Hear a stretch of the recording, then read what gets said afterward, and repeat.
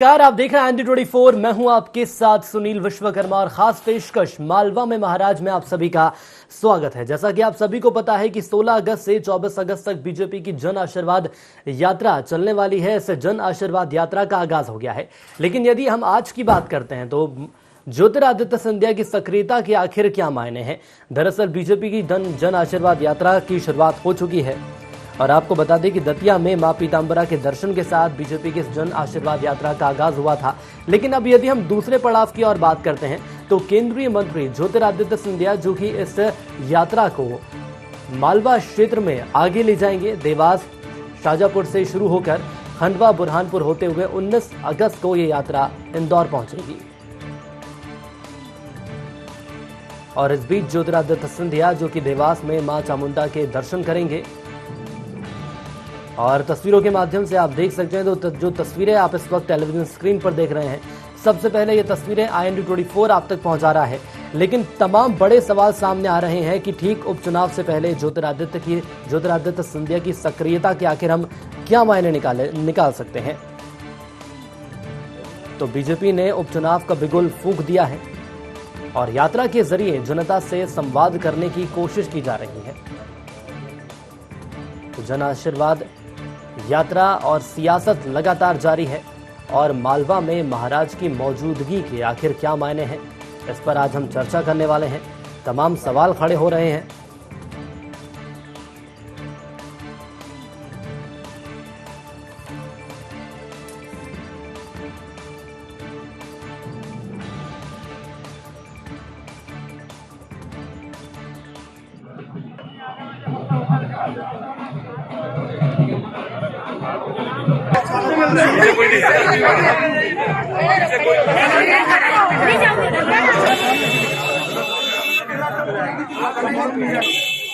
मैं धन्यवाद देना चाहता हूँ प्रधानमंत्री नरेंद्र मोदी जी को, हमारे अध्यक्ष JP नड्डा जी को, गृह मंत्री अमित शाह जी को, जिन्होंने ये विश्वास जताया है।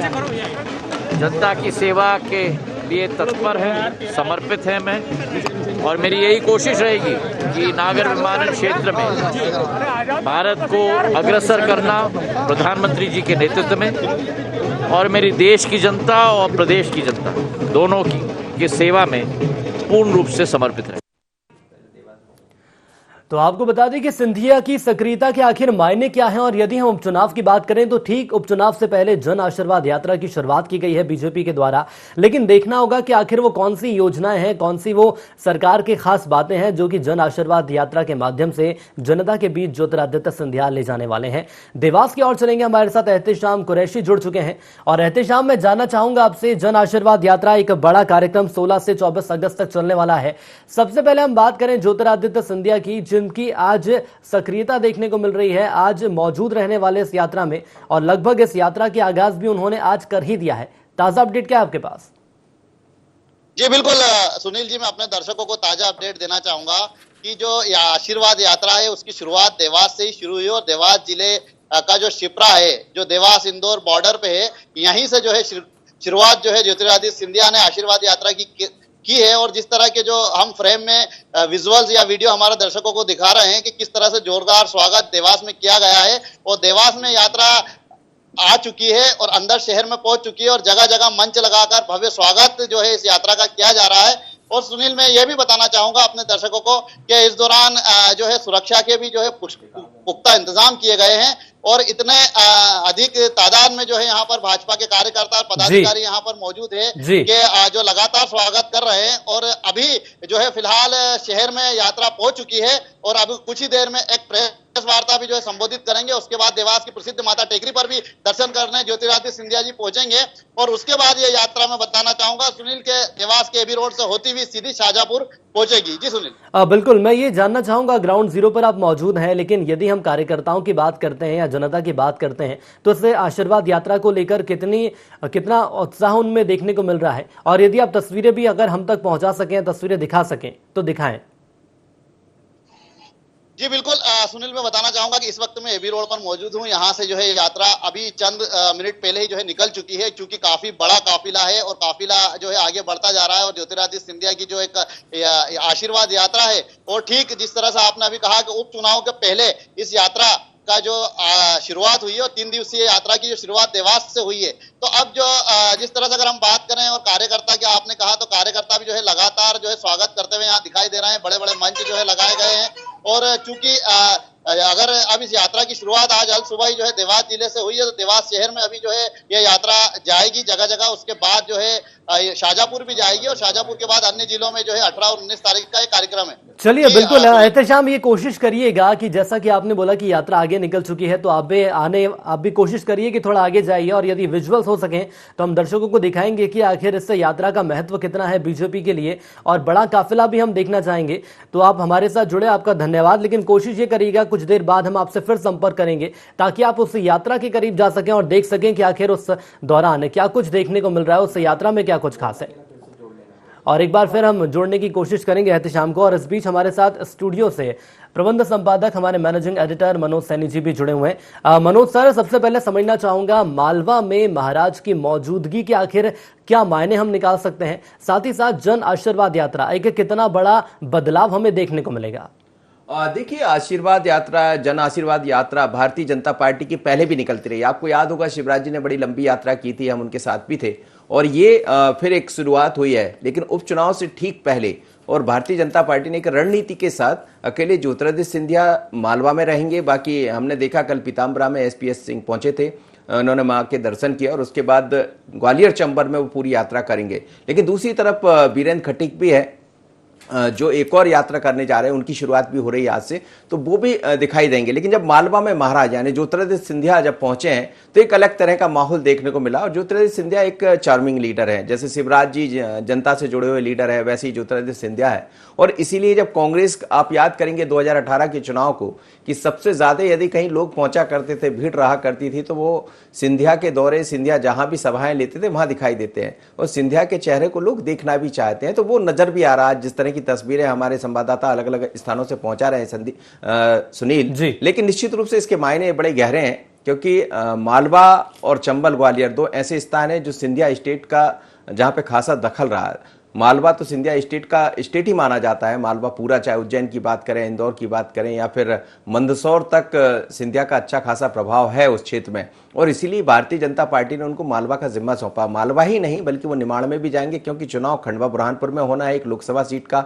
उसके अलावा यदि हम बात करें तो कुछ अन्य उपचुनाव भी होंगे, लेकिन खंडवा और बुरहानपुर का जो लोकसभा चुनाव है बड़ा दिलचस्प होगा, क्योंकि वहां से लगातार भारतीय जनता पार्टी चुनाव जीतती रही। नंद कुमार चौहान वहां से सांसद बनते रहे, दुर्भाग्यवश वो हमारे बीच में नहीं है, और उस रिक्तता की पूर्ति होना है। और इसीलिए सिंधिया जब ये मालवा दौरे पर हैं, तो मालवा के साथ उन क्षेत्रों को छूने का प्रयास भी करेंगे जहां जहां लोकसभा का क्षेत्र है। तो भारतीय जनता पार्टी बड़ी ही साफगोई के साथ, बड़ी ही एक रणनीति के साथ आगे बढ़ रही है। लेकिन इसके पीछे जो मंशा नजर आ रही है, जैसा हमने देखा, भारतीय जनता पार्टी का कहना, कल बीडी शर्मा ये कह रहे थे कि इस यात्रा से कई तरह के मैसेज देना। एक तो ये कि केंद्र सरकार ने अभी ओबीसी वर्ग या फिर अन्य अनुसूचित जाति जनजाति के लोगों को केंद्रीय मंत्रिमंडल में जो स्थान दिया है।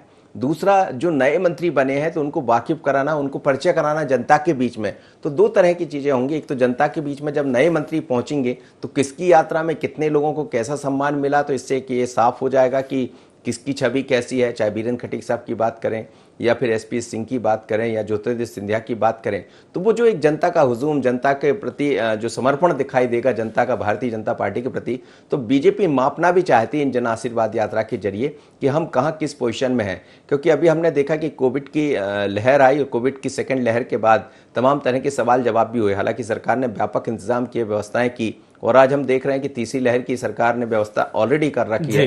पर इस बीच में सरकार या बीजेपी संगठन कई तरह के निर्णय लेने के साथ एक रणनीति के तहत आगे बढ़ रहा है, और ज्योतिरादित्य सिंधिया उसका हिस्सा बने। जी बिल्कुल। लेकिन सर, यदि चुनावों की हम बात कर लेते हैं, तो चुनावों पर आखिर इसका क्या प्रभाव पड़ेगा? क्या ये कहा जा सकता है जो बीजेपी के लिए चुनावों की राह है वो कुछ आसान हो जाएगी इससे आशीर्वाद यात्रा के माध्यम से, या अपने आप को बीजेपी भांप लेगी कि आखिर इस वक्त हम हैं कहाँ? बिल्कुल जाहिर सी बात है कि यदि ज्योतिरादित्य सिंधिया वहां पहुंच रहे हैं या बीरेंद्र खटीक, ज्योतिरादित्य सिंधिया अकेले नहीं है। जैसे ही वो खरगोन और उस क्षेत्र में पहुंचेंगे जो उसी लोकसभा क्षेत्र में आता है, तो वहां बीडी शर्मा भी साथ रहेंगे, मुख्यमंत्री शिवराज सिंह चौहान साहब भी साथ रहेंगे। हालांकि उनके गले में कुछ प्रॉब्लम्स है तो उसके कारण वो रेस्ट कर रहे हैं, पर संभावना यही जताई जा रही है कि वो भी वहाँ साथ दिखाई देंगे। लेकिन बड़ी बात यह है कि जैसा आप कह रहे हैं भापना, तो भारतीय जनता पार्टी एक ऐसा संगठन है जो समय समय पर अपने कार्यकर्ताओं की परीक्षा लेता रहता है, खुद अपने आप की परीक्षा लेकर ये देखता रहता है कि जनता के बीच में हमारा क्या पैठ है, जनता किस तरह से हमें समझ रही है, या जिस विरोध की बात कही जा रही, जो एंटी इनकम्बेंसी की बात कही जा रही, वो दिखाई दे रही है या नहीं। क्योंकि दमोह में हमने देखा, दमोह में उपचुनाव हारे और उसके बाद से बीजेपी हमेशा सबक लेती है, चाहे हारती है तो भी सबक लेती है, जीतती है तो भी सबक लेती है। यदि कहीं कोई बहुत ज़्यादा वोटा परसेंटेज बढ़ा है या अच्छी सीटों से जीतकर बीजेपी आई, तो वो भी समझती कि आखिर ऐसा क्या हुआ कि लोगों ने हमें इस तरह का प्रतिसाद दिया। और यदि हारती है तो ये समझती है कि आखिर ऐसा क्या हुआ जिसके कारण जनता ने हमें दूर कर दिया। तो वो तमाम तरह की चीज़ें भारतीय जनता पार्टी देखती रहती है। बीडी शर्मा भी आज मालवा के दौरे पर हैं और वो खासकर अलीराजपुर, जहां जोबट में चुनाव होना है, उस विधानसभा क्षेत्र में पहुंच रहे हैं। वहां लोगों से, कार्यकर्ताओं से बात करेंगे। तो एक तरह से ये चुनावी शंखनाद है, लेकिन चुनावी शंखनाद के साथ भारतीय जनता पार्टी ने सामाजिक तौर पर जो अलग अलग नीतियां की है मंत्रियों की, उस पर कैसा असर उसका दिखाई देता है। यानी एक मैसेज है कि ओबीसी हमारे साथ है, अनुसूचित जाति हमारे साथ है, जनजाति हमारे साथ है। तो एक तीर कई तरह के निशाने इसमें दिखाई देंगे ज्योतिरादित्य सिंधिया में। और ज्योतिरादित्य सिंधिया की खुद की परीक्षा भी खड़ी होगी कि आखिर वो जब निकले हैं जन आशीर्वाद यात्रा के जरिए, तो लोगों का कितना उनको आशीर्वाद मिल रहा है। बिल्कुल, लेकिन क्या ये चुनौती भी रह सकती है ज्योतिरादित्य सिंधिया के सामने? क्योंकि दमोह की यदि हम बात कर लें तो जो परिणाम सामने आए, उसके बाद ये भी कहा जा रहा था कि कहीं ना कहीं बीजेपी अब सजग हो गई है और आने वाले वक्त में और ज्यादा कोशिशें की जाएगी जनता के बीच जाने की। और इस आशीर्वाद यात्रा के माध्यम से जो केंद्र सरकार की योजना है, जो प्रदेश सरकार की योजना है, वो भी जनता तक पहुंचाएंगे, जिन योजनाओं का सीधे तौर पर फायदा आम जनता को हुआ है। अब बने रहिएगा सर आप हमारे साथ, लेकिन यहां पर एक छोटे से ब्रेक का वक्त हो चला है। तो बीजेपी की जन आशीर्वाद यात्रा का आगाज हो गया है, लेकिन सबसे बड़ा सवाल यह है कि ज्योतिरादित्य सिंधिया जो कि इस यात्रा में शामिल हो गए हैं, और मालवा में सिंधिया की सक्रियता के आखिर क्या मायने हैं, इस पर बातचीत जारी रहेगी। फिलहाल छोटे से ब्रेक का वक्त हो चला है, जल्द लौटेंगे।